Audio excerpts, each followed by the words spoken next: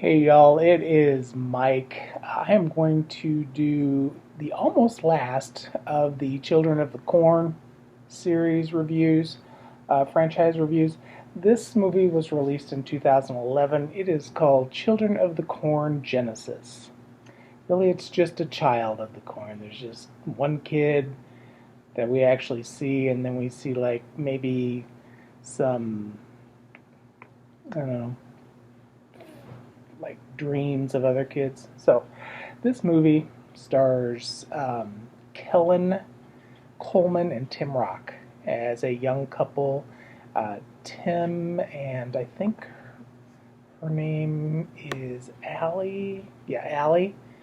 Um, and Tim and Allie are driving through Nebraska, of course. They get a little lost and they end up breaking down in the middle of nowhere. So they walk to this house and knock on the door, and Billy Drago plays a guy named Preacher. Now, Billy Drago's been around forever. Well, he passed away, sorry. I should say that before this movie, he had done a ton of stuff. And he did some stuff after this movie, but he did pass away in the not too, like, I want to say it was 2019. I do remember that. But he hadn't really done any acting since 2015.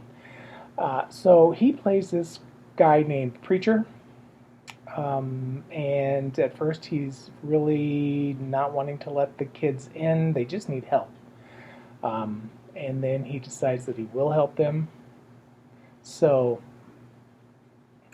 he lets them in the house. He's married to some cha-cha from another country, a mail-in bride. She's very pretty, but she's very trampy. Um, and much to their surprise, the kids' surprise, there's a little boy being kept out in one of the outbuildings. And the reason they know this is because they keep hearing this kind of like crying, child's cries. So Allie gets a little nosy and goes checks it out. So yeah, that it kind of freaks them out. And basically, this is the child of the corn. They do mention he who walks behind the rows.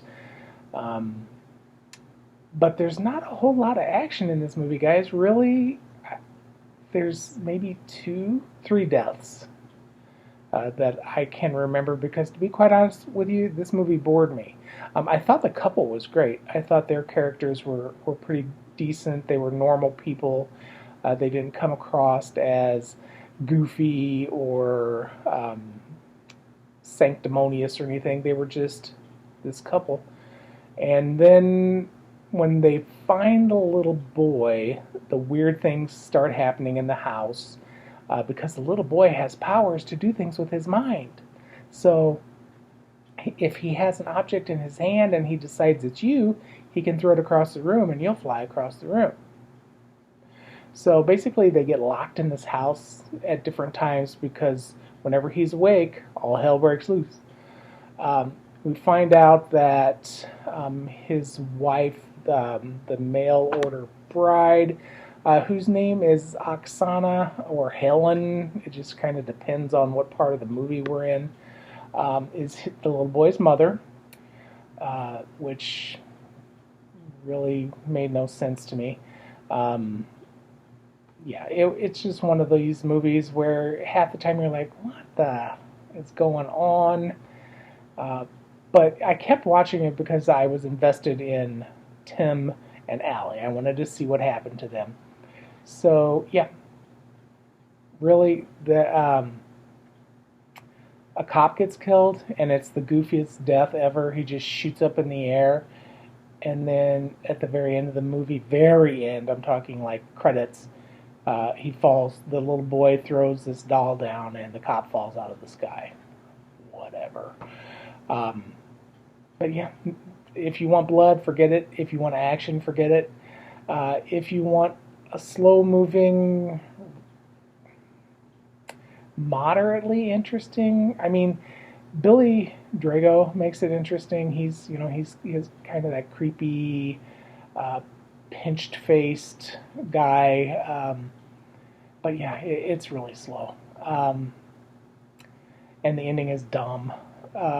It's they really should not have called this a Children of a Corn movie, because really it wasn't a Children of a Corn movie. It was, yeah.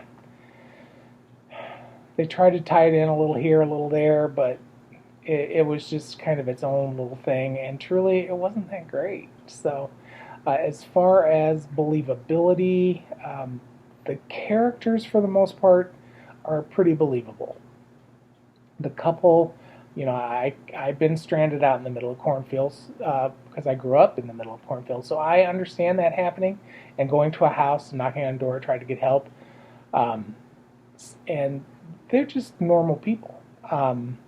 Then the little boy kind of takes over her mind, so she's seeing things that didn't really happen, and there's all kinds of drama. But the uh, the Billy character, and I can't say the actress's last name, who played Helen slash Oksana, but it's Barbara Nedeljkova,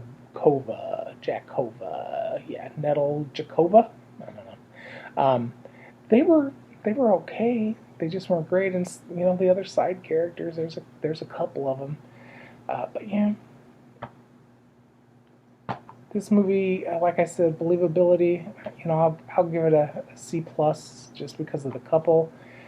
As far as deaths, I give this an F, because truly, there's only three, and only one of them is somewhat interesting. I mean, you have a death by car crash, you have the flying cop, and then you have somebody who gets a pitchfork through them. So, and really, you don't see a lot with that.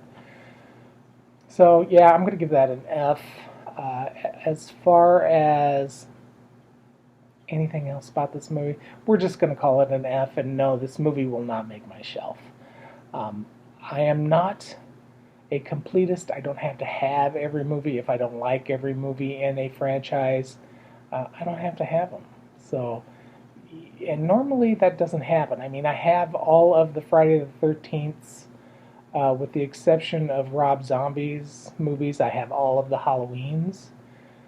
I have none. I have the collection of Nightmare on Elm Street, even though I only watch 1 and 2 and 3 and 4 sometimes.